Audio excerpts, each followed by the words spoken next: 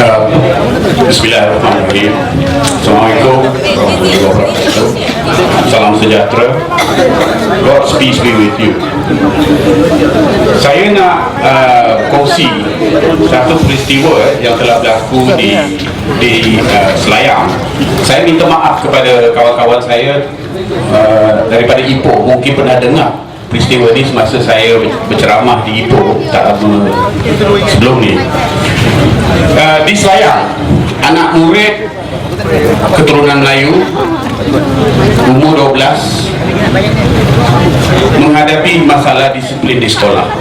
Ini cerita yang benar, menghadapi masalah disiplin di sekolah. Masalah dia, setiap hari sesi yang terakhir, sesi sekolah yang terakhir, dia menghilangkan diri. Sudah dirotan, sudah dimasuk kelas detention, sudah dibagi amaran, tapi masalah itu berterusan. Akhir sekali, guru besar dengan cikgu disiplin panggil budak tu, memberitahu kecuali ada alasan yang boleh diterima, hari itu juga dia akan dibuang sekolah. Adik dengan menangis, dengan malu maklumkan kepada guru besar, setiap hari dia terpaksa kejar lari balik rumah sebab abang dia tunggu untuk ambil seragam sekolah dengan kasut supaya dia boleh pergi untuk sesi dah petang.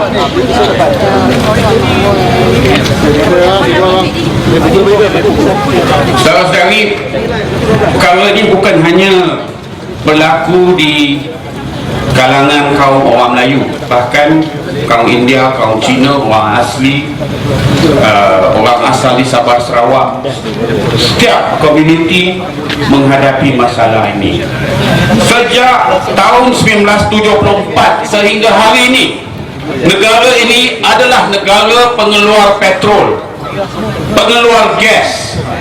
37 tahun daripada hasil gas dan petrol masuk tangan kerajaan pusat berapa?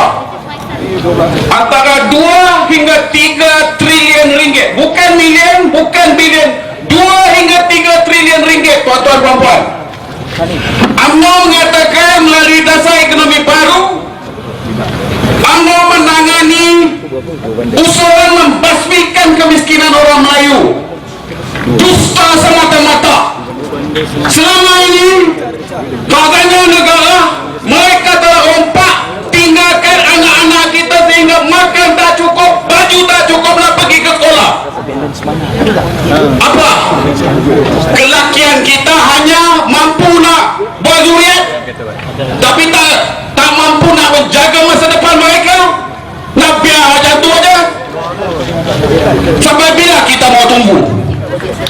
Orang Penang, kaum Penang kehilangan tanah. Beratus tahun tanah pusaka telah dirampas. Orang asal Sabah, orang asal Sarawak, orang asal di sini, tanah dirampas. Anak-anak kita jatuh mati daripada bangunan-bangunan kerajaan. Rakyat nak merujuk kepada siapa? Mahkamah.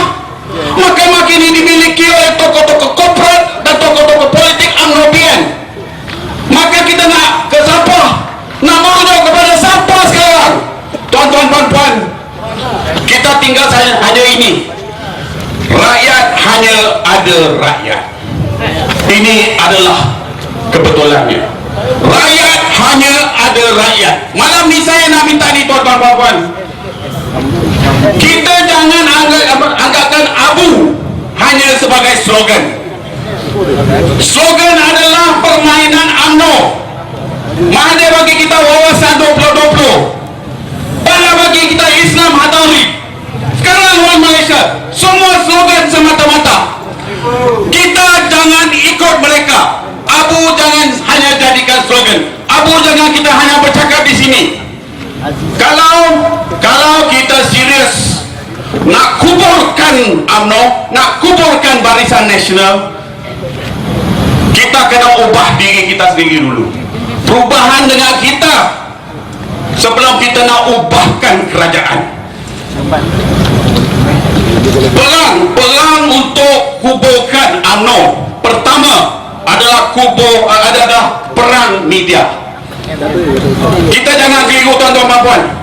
Ya, UMNO musuh kita, tapi musuh yang lebih bahaya adalah media.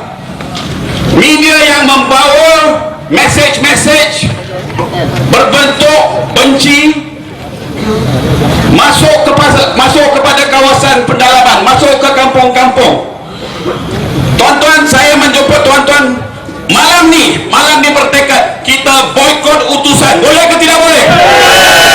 Boikot berita harian. Boleh ke tidak boleh? Jangan jadikan abu hanya slogan. Ini adalah tanggungan kita.